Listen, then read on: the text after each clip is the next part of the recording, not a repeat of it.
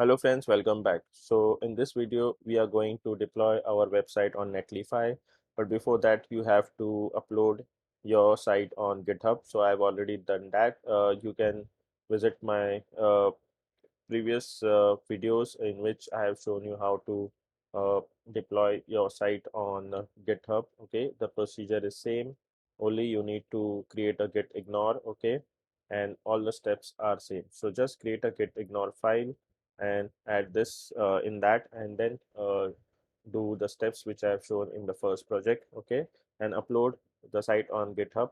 So I've already uploaded the site on GitHub with the name JAMstack shop. Okay, now we need to deploy it on Shopify. So sorry, Netlify. So app.netlify.com,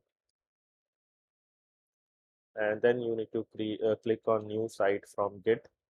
Click on GitHub. So now it is authorized, and this was the first project and this is the second project. So I'll just click on it.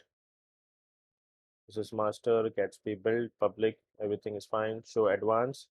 And now we need to create new variables. So for that, we need to go to .env file, click, copy this, paste it here, copy this token, paste it here, add new variables. Then need to go to development or production, both the same. So let's copy this, paste it here, get the token, paste it here, new variable, copy this URL, paste it here, and then copy this URL and paste it here. Okay, now let's click on deploy site. So now it is starting up. Okay, let's click here. So once that is done, we can preview the site.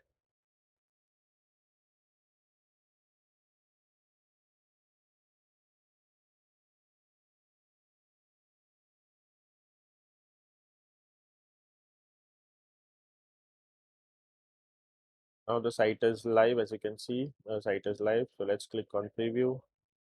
So now as you can see, this is the home page. If I click on this, we can click on add to cart. Now it is added to cart.